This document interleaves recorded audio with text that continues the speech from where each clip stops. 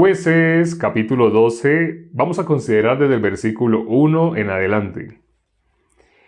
Entonces se reunieron los varones de Efraín y pasaron hacia el norte y dijeron a Jefté: ¿Por qué fuiste a hacer guerra contra los hijos de Amón? Y no nos llamaste para que fuéramos contigo. Nosotros quemaremos tu casa contigo. Y Jefté les respondió: Yo y mi pueblo teníamos una gran contienda con los hijos de Amón, y os llamé, y no me defendisteis de su mano. Viendo pues que no me defendíais, arriesgué mi vida y pasé contra los hijos de Amón, y Jehová me los entregó. ¿Por qué pues habéis subido hoy contra mí para pelear conmigo?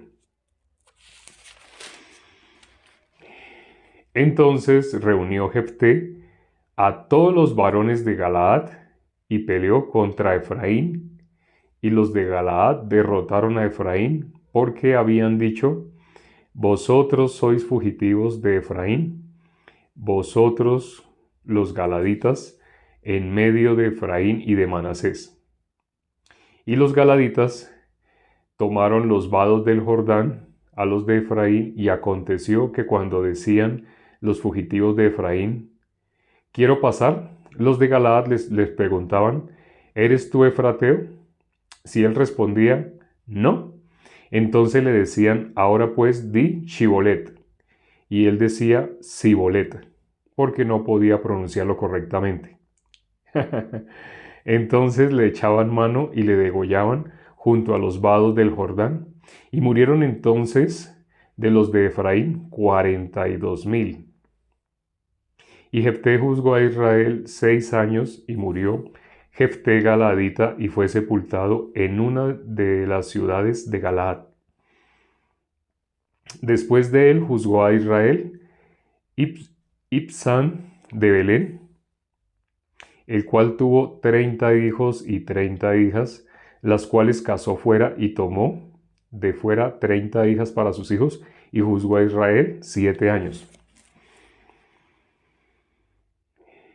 Y murió Ibzán y fue sepultado en Belén.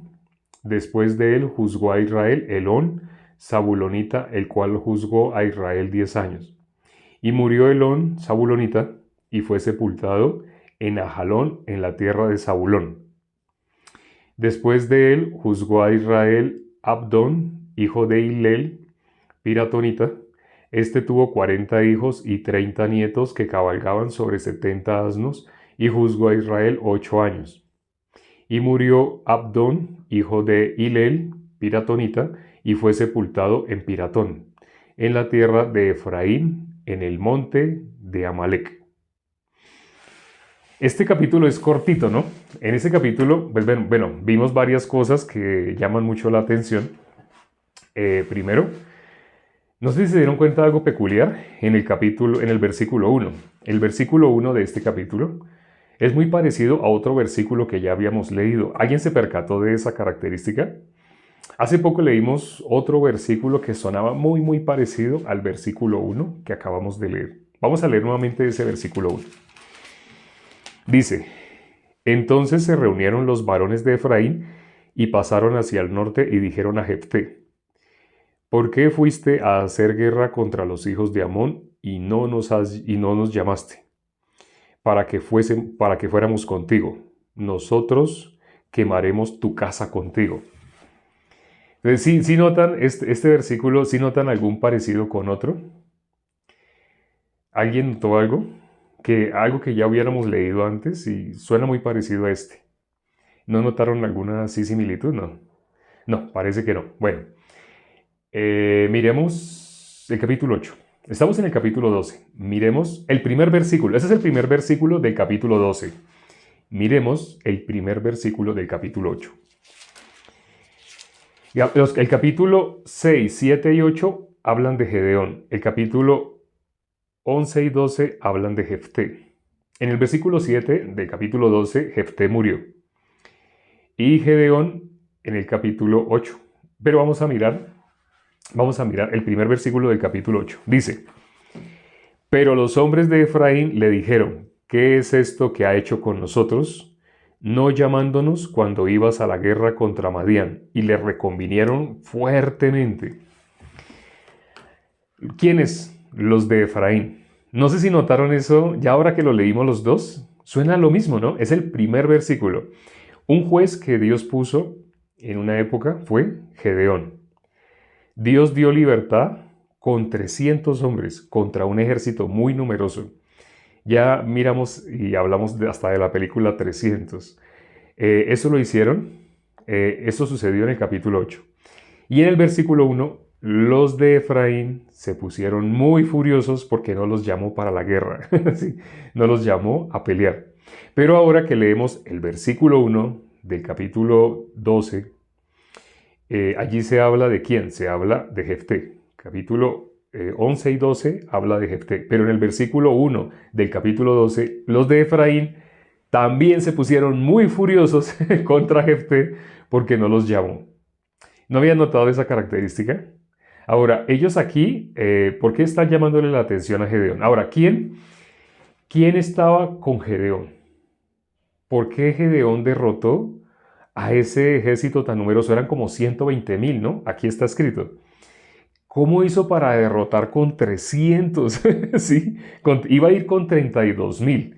Pero no sé si se acuerden que cuando Gedeón les dijo, los que estén medrosos, los que tengan miedo, váyanse, devuélvanse. Y se devolvieron 22,000. ¿Sí? Después iba a ir con 10,000, pero Dios le dijo, no, son muchos. ¿Sí? Iba a ir contra 32,000 a pelear contra 120,000. Pero Dios le dijo, no, no, no, que se devuelvan los que tengan miedo. Dígales que los que tengan miedo se devuelvan.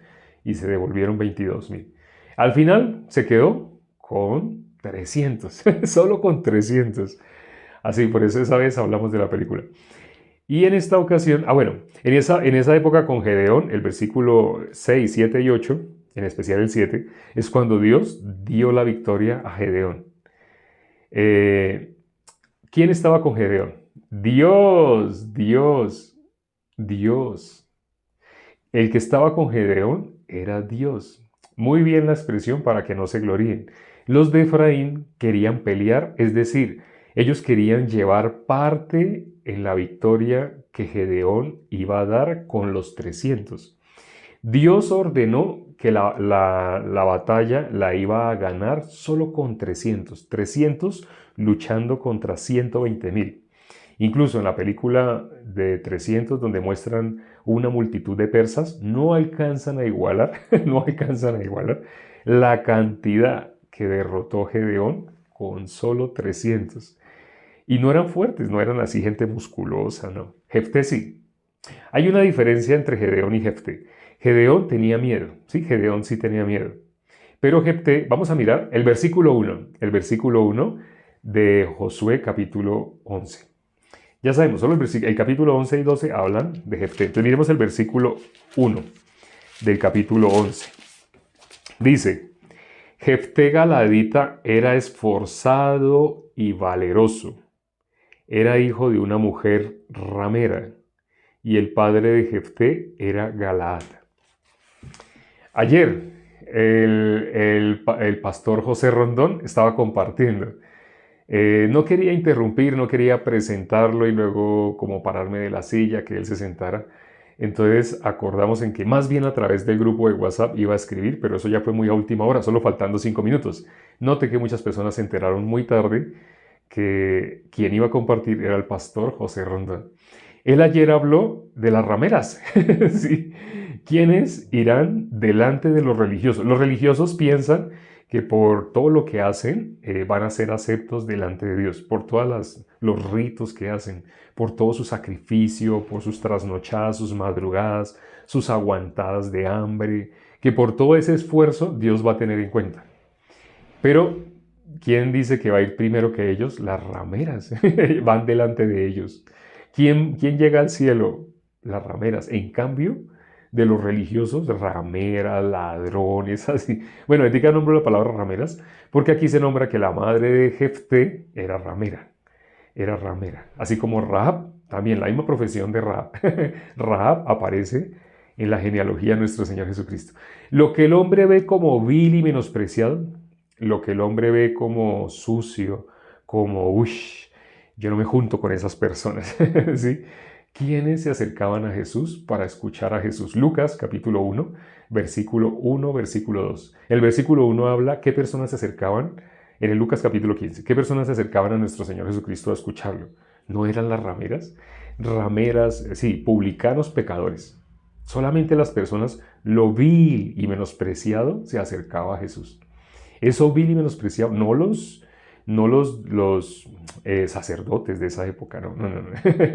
Los sacerdotes de esa época. El versículo 2 de Lucas 15 dice que se acercaban para murmurar. Ahora, aquí, los de Efraín tienen un papel protagónico que hoy se repite. Lo vimos en Jueces, capítulo 8, versículo 1. Quieren pelear contra Gedeón, porque quieren reconocimiento dentro de la obra de Dios. Querían llevar honra dentro de la obra de Dios. Quería que en una victoria el nombre de ellos estuviera escrito. Pero Dios no comparte su gloria con nadie. Bien lo dijo, creo que el hermano Oscar. Dios no comparte su gloria. Entonces ahora, también con Jefté pasó lo mismo. Jefté era valeroso, a diferencia de Gedeón. Jefté era valeroso. Y a Jefté, ya después de que había derrotado, ¿qué hicieron los de Efraín? Igual hicieron exactamente lo mismo. Pero le dijeron que le iban a quemar la casa. ¿A quién le están diciendo que le iban a quemar la casa? A un hombre que era valeroso, sí, y que tenía guerreros, sí. Bueno, los guerreros realmente eran gente ociosa. No sé si han visto que las personas ociosas son las personas que más hábiles son con diferente tipo de juegos de habilidad, así juegos de habilidad. Normalmente las personas ociosas tienen esa característica, pero resulta que los que estaban, el ejército de Gedeón, de Jefté, el ejército de Gedeón, Dios se lo escogió, ¿sí? Bueno, ciertamente el de Jefté también, porque Jefté fue menospreciado. Jefté fue expulsado por sus propios hermanos, fue echado. Dios usa lo vil y menospreciado. Y entonces él iba con viene alguien así a hacerle reclamo. Le hicieron reclamo a Gedeón. Gedeón, con palabras de una manera muy diplomática, él era como un político, ¿no? De una manera muy diplomática, él arregló, les calmó la ira. Pero en este caso, Jefté, ¿qué hizo? Jefté, ¿ustedes vienen con guerra? ¿Quieren guerra? Sí. Entonces, Jefté sí les dio guerra. Jefté mató ¿cuántos? Más de 40,000, ¿no? 42,000. Vamos a leer cuántos fue que mató. Está en dice el versículo 6. Entonces le decían, ahora pues di Chibolet. Y él decía Sibolet, porque no podía pronunciarlo correctamente. Entonces le echaban mano y le degollaban junto a los vados del Jordán. Y murieron entonces de los de Efraín 42,000. Eran 42,000 murieron de Efraín. ¿Sí? Fueron a hacerle guerra a Jefté. Jefté no se puso como Gedeón así con diplomacia, sino ustedes quieren guerra, bueno, guerra, listo. Entonces, aquí ¿qué hizo? ¿Qué estrategia? No sé si se dieron cuenta también algo curioso. Esto es algo que no se repite en otra parte de la Biblia. ¿Cómo hicieron, los galaditas para reconocer a los que querían pasar hacia Galaad, a los efrateos? Bueno, esa palabra efrateo, a los de Efraín, a los del monte de Efraín. Ahorita vamos a mirar más en profundidad esa palabra porque aparece muchas veces en la Biblia en diferentes contextos. Es decir, no siempre significa lo mismo. Ya lo vamos a mirar. Por ahora, no sé si se dieron cuenta cómo reconocieron a los de Efraín. Cómo reconocieron a los efrateos en este caso. Porque cuando ellos iban a pasar, les decían que dijera Shibolet. Es como si en este caso, no sé, bueno, una pregunta. ¿Qué país tiene límite con Argentina? Aparte de Chile, ¿no? Aparte de Chile. Porque Chile, sabemos, está separado por la cordillera de los Andes, la separación es inmensa. Pero entonces, ¿qué otro país tiene así límite con Argentina? Uruguay. Uruguay es límite con Argentina, no sabía. Uruguay. Perfecto, no sabía. Bueno, entonces vamos a hablar de Uruguay, listo. Entonces, imagínense que Jefté, los galaditas fueran los uruguayos. Sí. Entonces, imaginen que los de Jefté, así los galaditas, estuvieran en Uruguay. y que los de Efraín, los que son numerosos, fueran de Argentina. Entonces, cuando hay un argentino, o sea, cuando uno de Efraín fuera a pasar a Uruguay, entonces les dirían, estando en la frontera, ¿ustedes de dónde son? ¿Ustedes son efrateos? Te le dice, ¿ustedes son efrateos? Esa palabra aparece, ¿no? Efrateos. ¿Ustedes son efrateos? No, no, no, no, no. Nosotros somos de Uruguay. Entonces le decía, bueno, diga, ya no vivo yo. Oye, esa expresión tiene mucho ye, ¿cierto? Ya no vivo yo. Entonces, los de Argentina, ¿cómo dirían? Ya no vivo yo. Así, así. Entonces, yo te dije que dijeras yo y tú dijiste yo. Entonces, los de Uruguay cogían y ¡chin! Le quitaban la cabeza. y murieron 42.000 que dijeron yo en vez de decir yo. Es una broma, es una broma. Siempre lo quise hacer y quería conocer argentinos y uruguayos al tiempo. Y hoy tengo argentinos y uruguayos al tiempo. Entonces, hoy era el día de hacer esa broma. Bueno, vamos a mirar lo de efrateos y efrata, así. Esa palabra que aparece tanto acá. Hay varias partes de la Biblia donde aparece. Segunda de Reyes, capítulo 11, versículo 26. Ahí aparece. Ahorita lo vamos a mirar. Aparece también en 1 Samuel, capítulo 1, versículo 1. Ruth, capítulo 1, versículo 2. Bueno, ¿y por qué? Porque el Cana, él y toda su familia eran efrateos de Belén. Vamos a mirar versículo por versículo. ¿En qué otro capítulo aparece? También Samuel capítulo 1, versículo 1, porque ahí aparece el Cana. No sé si se acuerdan del Cana. El Cana, el que se casó, tenía dos esposas, Penina, y Ana y Penina. La historia de ellas es muy bonita. Creo que ya la hemos considerado, pero tenemos que hablar más sobre Ana y Penina. Hay más... ni más ni menos que David. ¿Sí? No sé si se acuerdan, en Primera Samuel, capítulo 17, cuando David derrota a Goliat. En ese momento se habla en el versículo 12. Primera Samuel, capítulo 17, versículo 12, se habla de que Isaí, el padre de David, también era efrateo. ¿Sí sabían? Efrateo de Belén. Sí. Bueno, entonces vamos a mirar todos estos versículos. Si alcanzamos, si nos alcanza el tiempo, no creo. ¿Quién más? ¿Quién más? Génesis 48. Génesis 48, versículo 3, 4, 5, bueno, vamos a mirar uno por uno, si alcanzamos.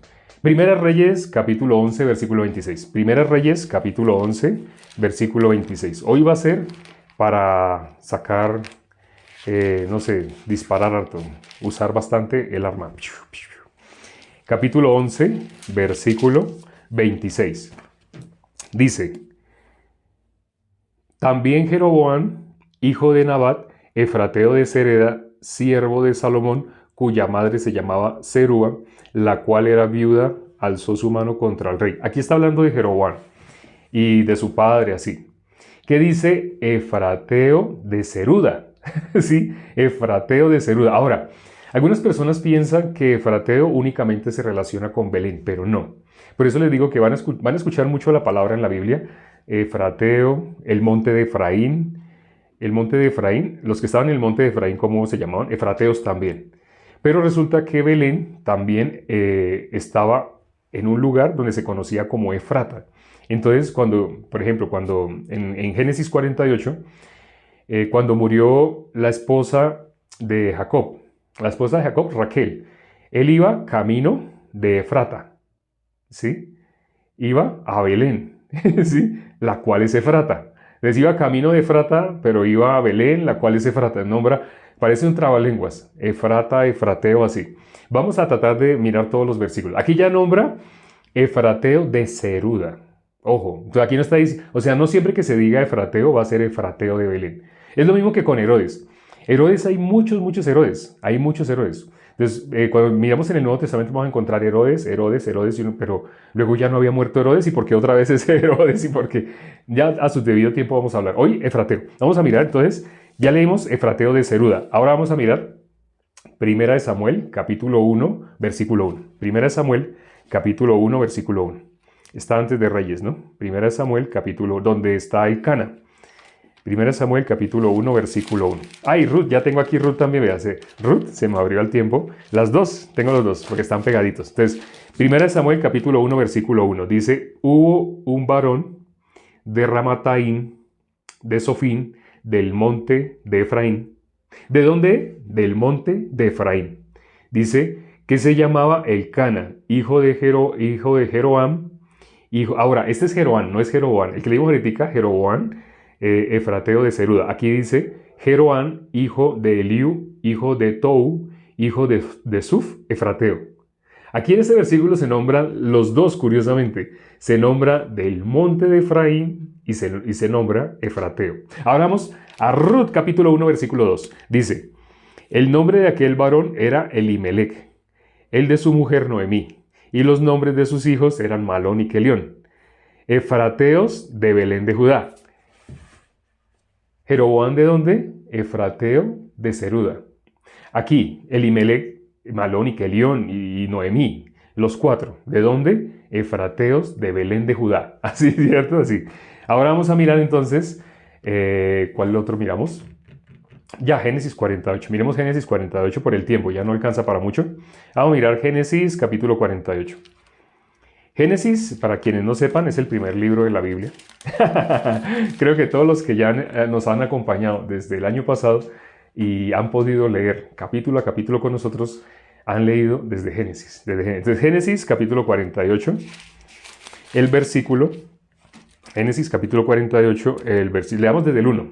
Dice, sucedió después de estas cosas que dijeron a José, he aquí tu padre está enfermo. Y él tomó consigo a sus dos hijos, Manasés y Efraín.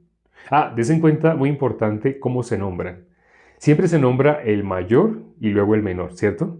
Ahorita, más adelante, vamos a ver cómo Jacob, Israel, bueno, siendo ya a punto de morir, Jacob, que es el mismo Israel, llama Efraín y Manasés. Aquí dice Manasés y Efraín, siempre nombrando el mayor y el menor. Dice, y se le hizo saber a Jacob diciendo, he aquí tu hijo José viene a ti. Entonces se esforzó Israel y se sentó sobre la cama. La condición en la que estaba era muy terrible, para que tuviera que esforzarse para sentarse.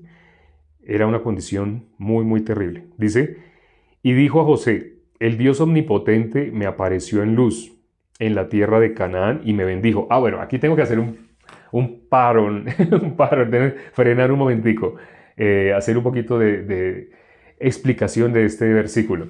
Aquí está diciendo luz, ¿cierto? Luz, está nombrando a luz. Dicen, apareció en luz en la tierra de Canaán. Ahora, si saben, cuando dice luz, ¿qué ciudad se llama luz?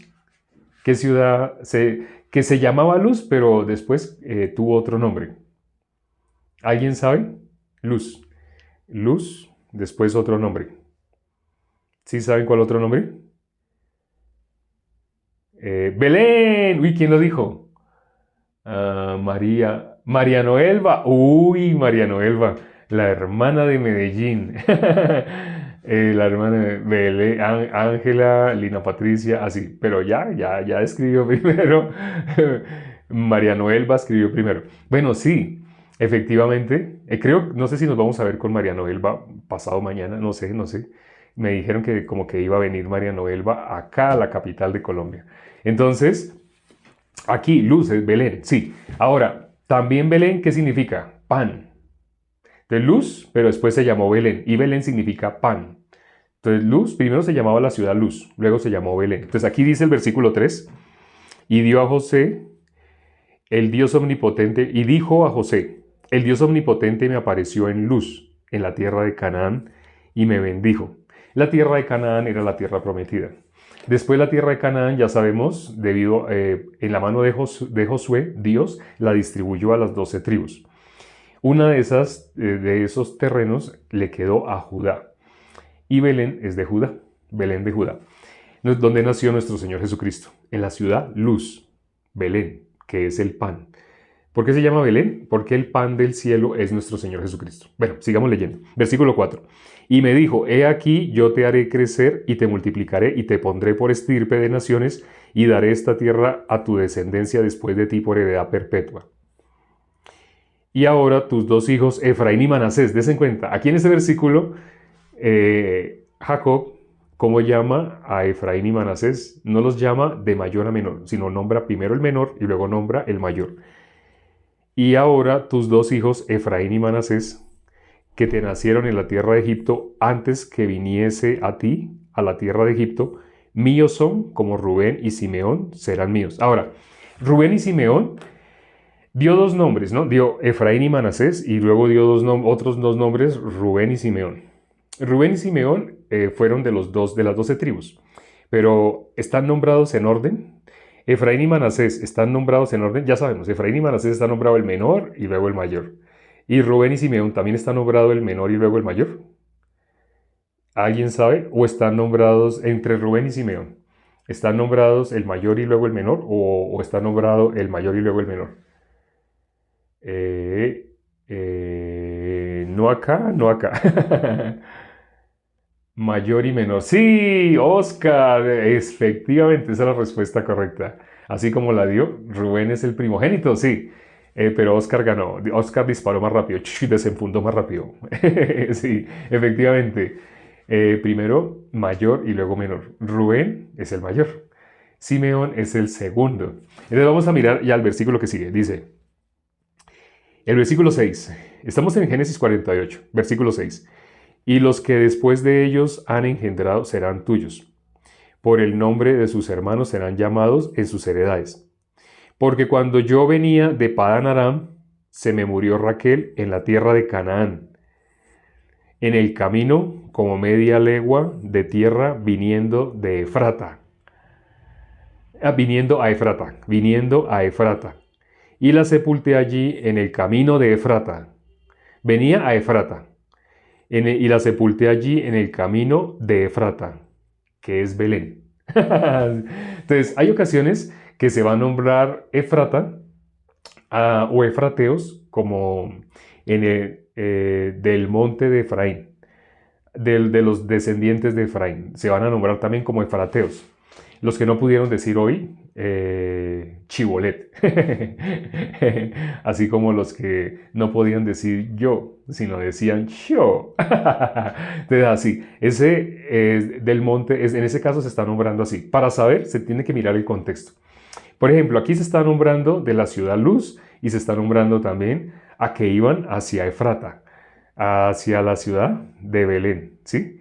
Entonces aquí se está nombrando a Efrata. Se está nombrando a Efrata, ya no como el monte de Efraín, sino se está hablando de Judá.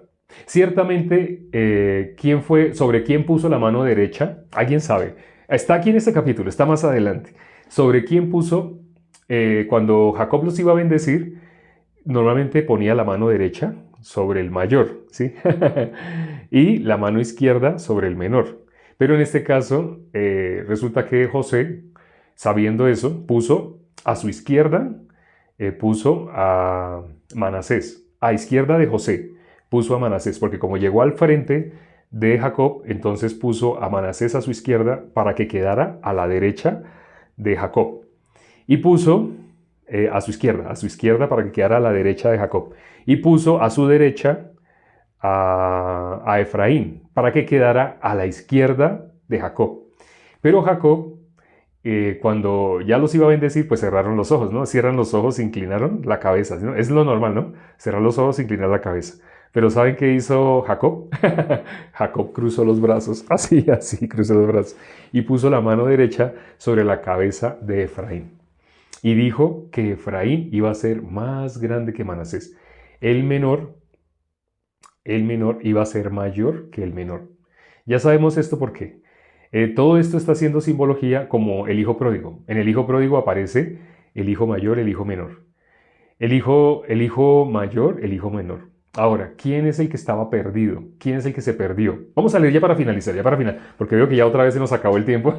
Vamos a leer Lucas capítulo 15. Lucas capítulo 15, creo que el versículo 28. Vamos a mirar. Lucas capítulo 15. Lucas capítulo 15. Hay hermanos que me ha sorprendido la velocidad con la que han adquirido destreza con la Biblia. Lucas 15, el versículo 28 dice, entonces se enojó y no quería entrar, salió por tanto su padre y le rogaba que entrase. Mas él respondió, dijo al padre, he aquí tantos años te sirvo, no habiéndote desobedecido jamás y nunca me has dado ni un cabrito para gozarme con mis amigos. Pero cuando vino este tu hijo que ha consumido tus bienes con rameras, la palabra del día de hoy, efrateos, efrata, así, Efraín o rameras. También hemos nombrado mucho esa palabra el día de hoy. Ha consumido tus bienes con rameras, has hecho matar para él el becerro gordo. Ya sabemos qué tipo de personas han consumido todos sus bienes con rameras.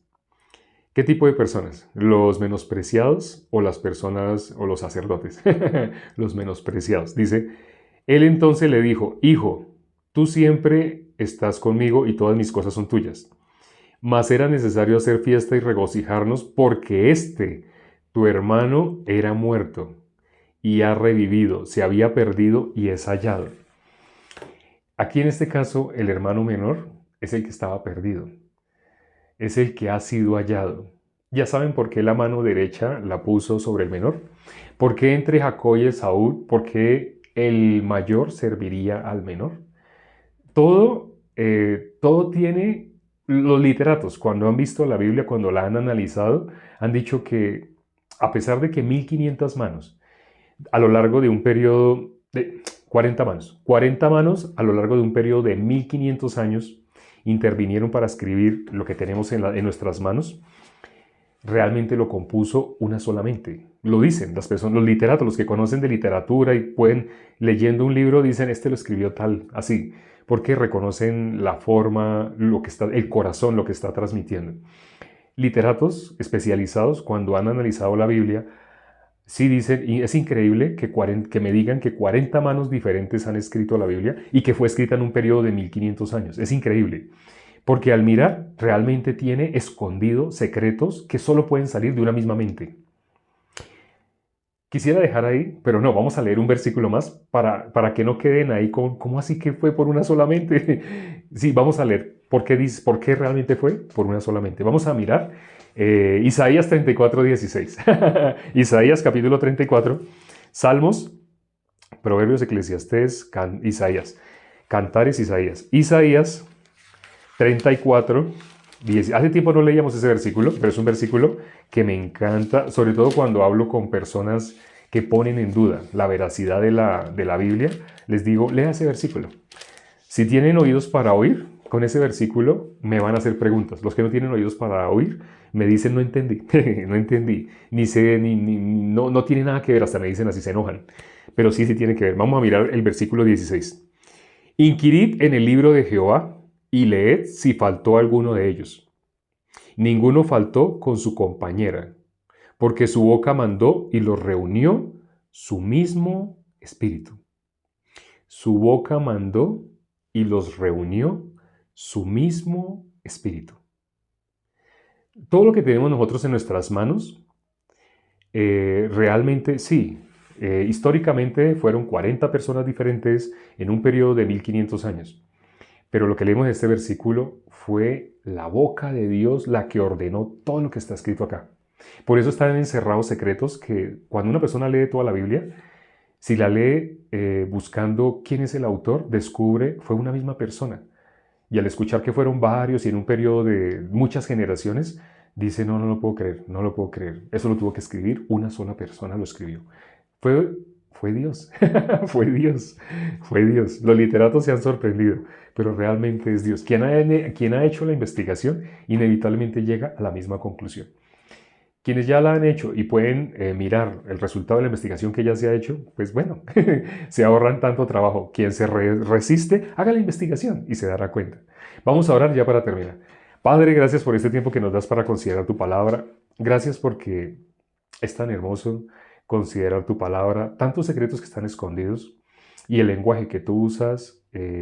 Muchas personas, teólogos, se han confundido, no entienden muchas cosas, no comprenden y al final resultan diciendo solamente Dios sabrá.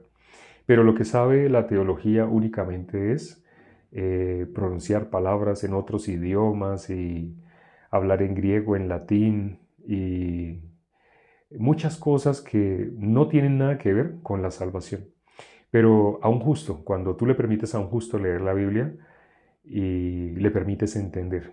Hace poco, la hermana Verónica me contaba cómo ahora al leer la Biblia puede ver claramente lo que antes había leído y no entendía.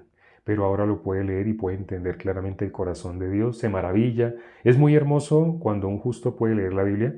Todos los hermanos que en ese momento están acá y que son justos, al leer la Biblia se pueden dar cuenta cómo lo que dice este versículo último que leímos.